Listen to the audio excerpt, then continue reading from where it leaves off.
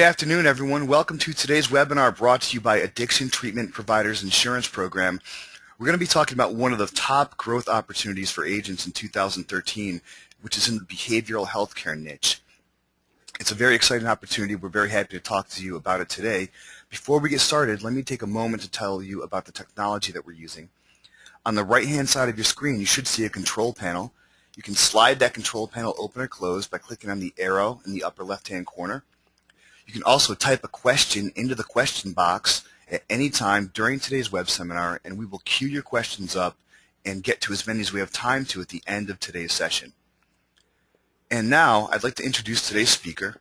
We're very happy to have with us Rich Willetts, which is the National Program Director for Addiction Treatment Providers Insurance Program.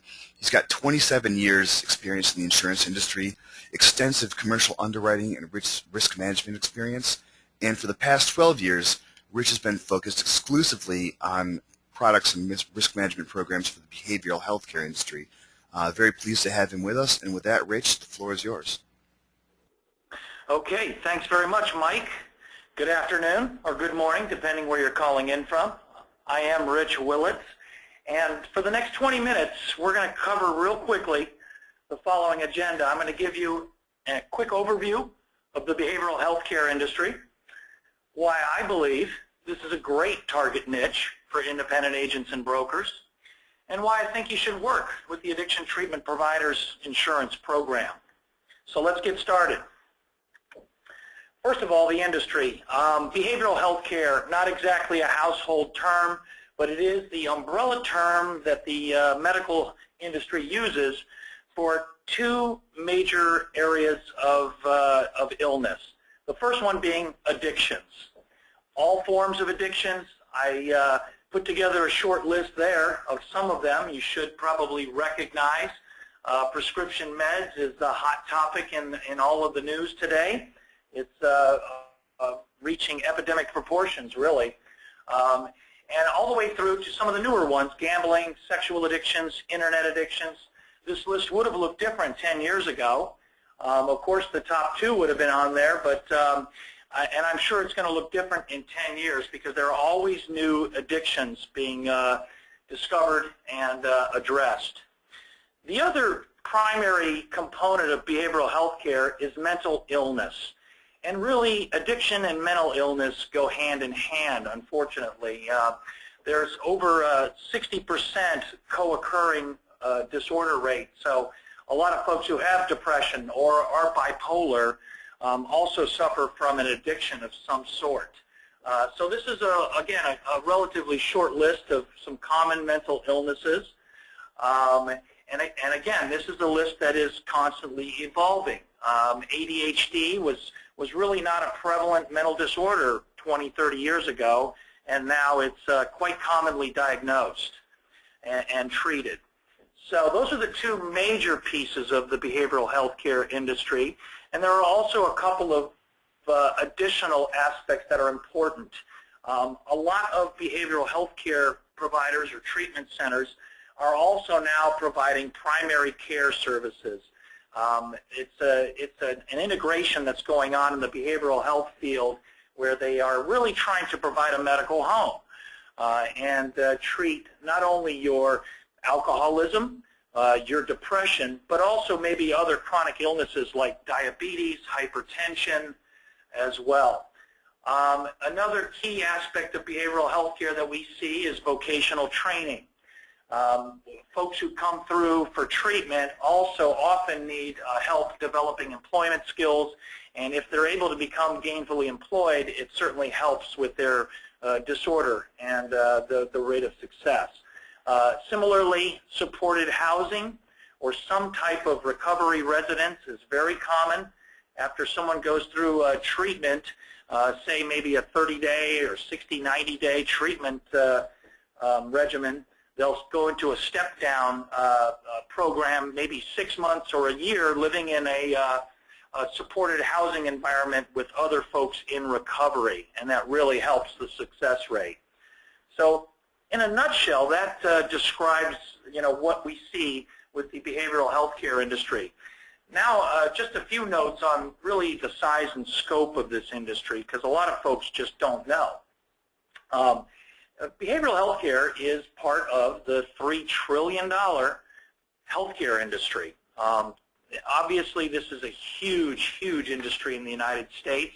It's one of the top growth industries. It's the largest component of the U.S. GDP at almost 20%. And I think all of us are probably pretty comfortable saying that healthcare industry and revenues will continue to grow, and behavioral health will grow along with it.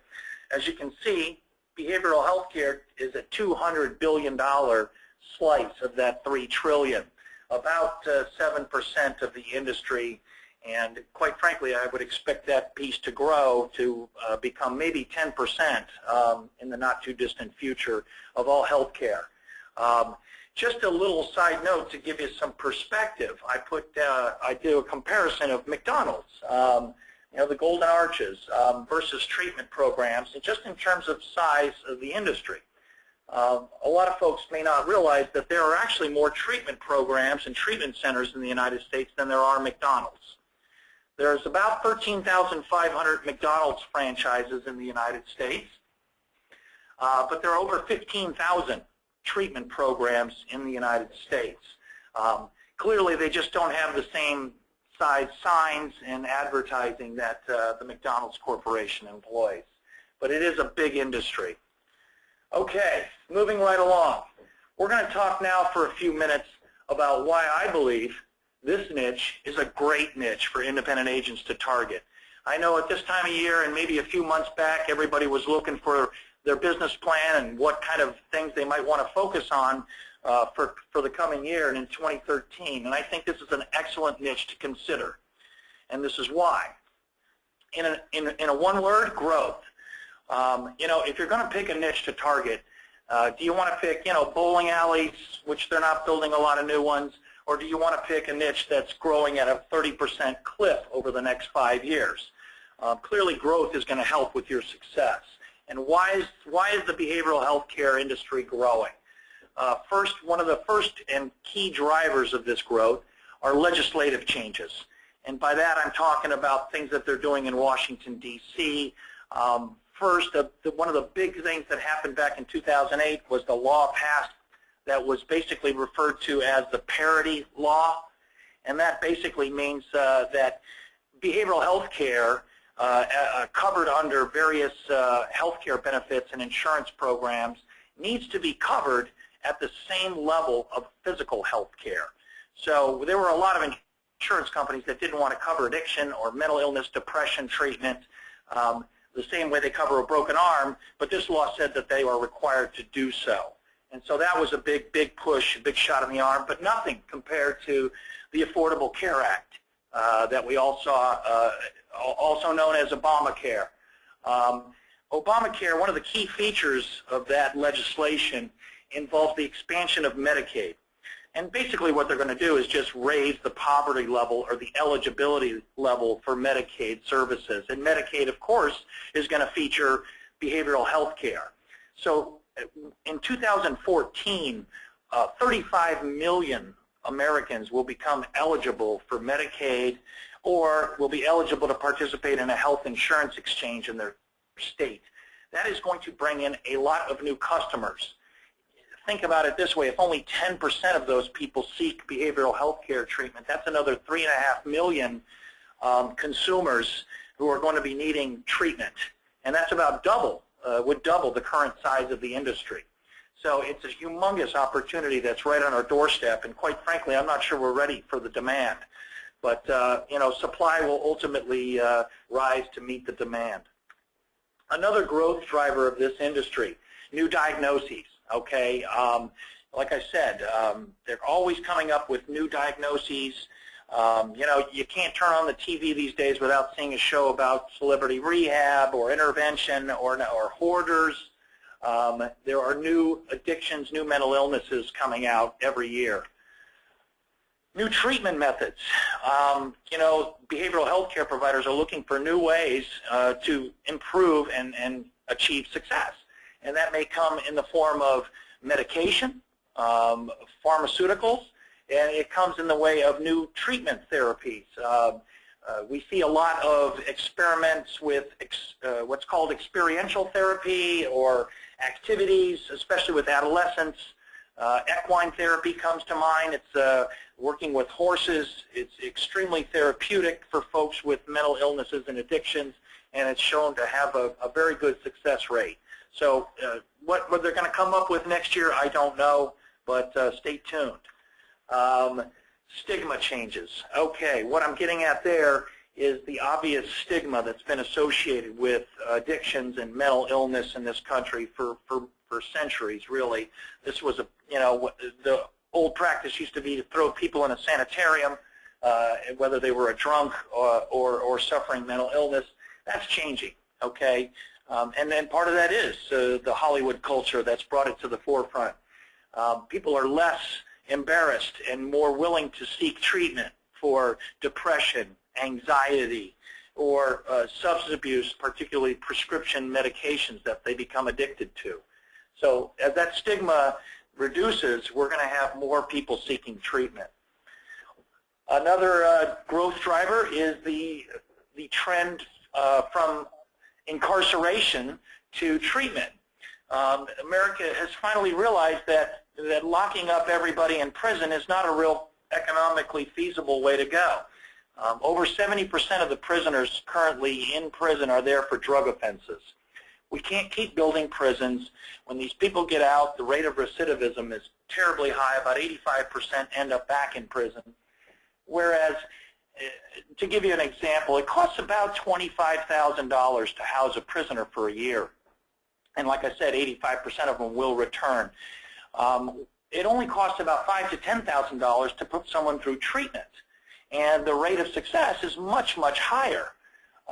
So it's kind of a no-brainer if you're a state with limited funds to push people into treatment versus prison. This is how the drug court system evolved in our country, where people who were arrested on drug offenses were basically able to choose either a treatment program or incarceration. Now states are taking it one step further. New Jersey has recently passed legislation that will not give drug offenders a choice. They will go into treatment. They won't have the choice of incarceration, and I expect that trend to increase countrywide. Finally, this industry is what some people might call a recession-proof industry.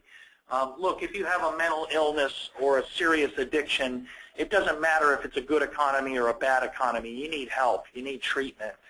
So this isn't an industry like maybe the construction industry that suffers tremendously when the economy's bad. There is always going to be a need for health care in good or bad economies. All right, why else do I think that this is a great niche for independent agents? Number one, limited competition.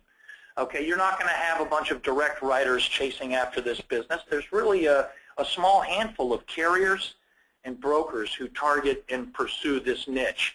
And I think every agent and broker would prefer to be targeting a niche where they're not having 10 agents or brokers solicit their business every other week. And that's what you're going to find in this niche, is that you won't find that they've been called on 3 times over the past week. Significant insurance buyers. These clients buy a lot of insurance product. They're not in a position to take on a lot of self-insurance or risk. They will purchase up to 15 different lines of business, the obvious being property, auto, general liability, professional liability, abuse liability, D&O, EPL, crime, obviously workers' compensation. They buy a lot of product, which is good for you. The folks who provide treatment in behavioral health care really value a trusted advisor. A lot more than other niches that you might work with. They don't have risk managers on staff. They don't have a significant risk management department. That's where you come in. And when you're working with a program like ours, you're able to bring a lot of value to the table. And that value translates into long-term relationships. It also translates, by the way, into referrals. It's a real collegial niche. You know, these guys all have a common goal to help people turn around their lives, and they respect each other, and they're very good at passing along referrals from CFO to CFO, say. which again is what you were looking for when you're targeting a niche. Okay, it's a highly fragmented industry. The largest provider in behavioral health care really only controls about 2% of the market. There are an enormous number of mom and pops. Just the nature of treatment doesn't lend itself to a lot of duplication. It's not easily duplicated and replicated, so it is highly fragmented. And I would compare it to another niche. Maybe you want to pursue, say, the private correctional industry, private prisons. What you find out is that that industry is controlled by 5 major corporations, which really doesn't work well when you're trying to target a niche and develop a customer list. This industry lends itself to that. Personal rewarding. Okay, what I mean by that is, I've insured myself, McDonald's, car dealers, tow truck drivers, you name it, in various programs. But I find this niche to be personally rewarding to myself, and all of the brokers and agents I work with feel the same way. There's nothing more rewarding than working with an industry that saves people's lives and turns them around and saves families.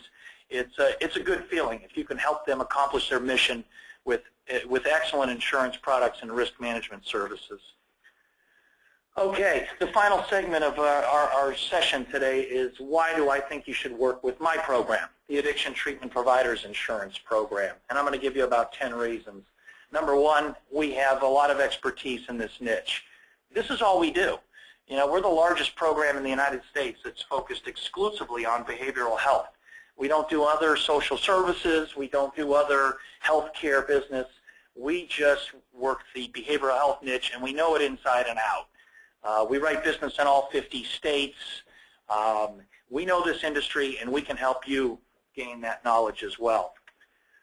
We offer an exclusive program. Okay, our program is not available anywhere else in the United States. You cannot access this carrier or this program anywhere else except through NSM Insurance Group and the Addiction Treatment Providers Program. We offer a full buffet of customized products.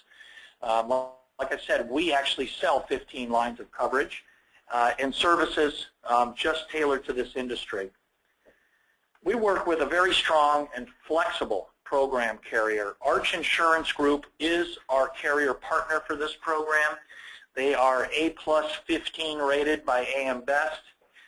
We have the ability to offer both an admitted product or a non-admitted product where we may need to do so, depending on the risk. And when I talk about flexibility, I think a lot of us know that you need that. Our box isn't so tight that we can't, make adjustments. We regularly consider and do, manuscripting where it makes sense to fit the risk. And that's because we have a great carrier relationship and they know that we know this business.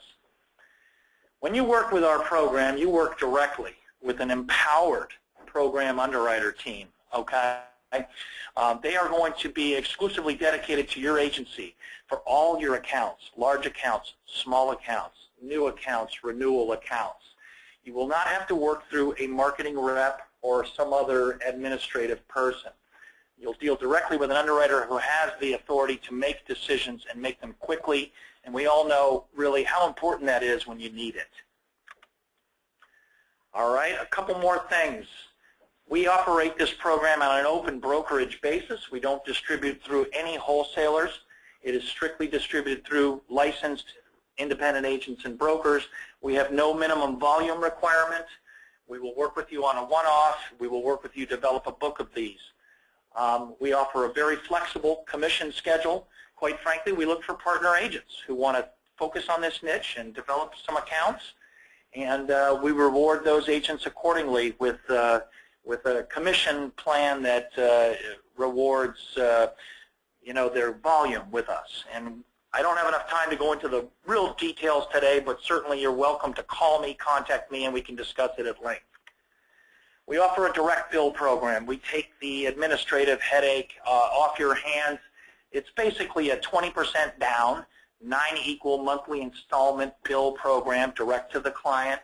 The nice part of that, there's 0 interest, and you get your commissions up front. Okay, so within 45 days of binding, you will have 100% of your commission. We do extensive program branding, okay, and we do that to try to get our name out there to make your job easier. We attend every major national association conference. We're in all of the behavioral health care trades, websites. We are all over the place with our brand, and that helps you when you're calling on potential clients. We provide marketing and sales support. Obviously, we know where these risks are. We know the names. We know the C-level folks, and we can help you develop a marketing plan. We have trifold brochures that are customizable for agencies. Again, it's an area we can talk about. If you contact me, we can develop a plan for you and your agency. We provide, of course, claims and risk management expertise.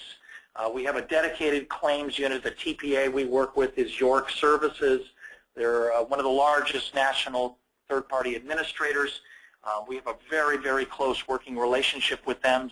We have seen all kinds of amazingly unique claims that come up in this niche, and we work with our brokers and our clients to provide top-notch claims and risk management services. A few more reasons. Efficiency, and maybe this is my final reason actually, and I think sometimes most important. What am I getting at by that? We have a 50% hit ratio in this program. We write 1 out of every 2 accounts we quote, and I think that is extremely important. You know, when you're going out there and you work hard to get in the door, you have at least a 50% chance of success, and that's super important. Nobody needs practice in this business. We're good at what we do, and it shows in our numbers. And that's not just this year. That's for the past 3 years. We also have a 95%, maybe 96% renewal retention ratio. So we hang on to the business that we put in the program. They like being in the program. Brokers love working with our program. And we're not out to buy business and then jack the rates up the next year. If we did that, we wouldn't have that retention.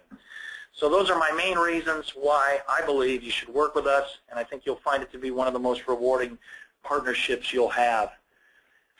That pretty much concludes the presentation for today. Thank you for your time. I'm going to open it up for some questions and answers. But before I do that, I want to point out the website at the bottom of this page. I think it's a great place for you to start. You want to find out who's in your backyard. Where are these places? That website is the federal government agency that oversees substance abuse and mental health. And if you go to their website, they have a facility locator at that link. And what it has is a listing of 11,000 addiction treatment centers and 9,000 mental health centers around the United States. All you have to do, put in any city in the United States, and it will give you a list of all the treatment centers within 20 or 50 miles, however you set the radius. So you can take a quick look at who's out there, especially right in your backyard, who you probably didn't even know was there. It's not a perfect list. It's not 100% of every treatment provider out there, but it's an excellent place to start. All right. With that, I'm going to open it up if anybody's got any questions. I've got a couple here. Okay. Do you cover prior acts is the first question. And the quick answer is yes, we do. We offer both claims made and occurrence forms, depending on what's needed. We offer the ability for folks to transition from claims made to occurrence form. We have a unique process we utilize. And again, that's something you can call me and talk about. But yes, we do provide prior acts on our claims made coverage. We will go back to the original retro date. Okay, what else? Okay, healthcare companies and systems want special additional insured wording. Yes, they do. Can you manuscript this wording? Again, the answer is yes, of course. We're quite familiar with that.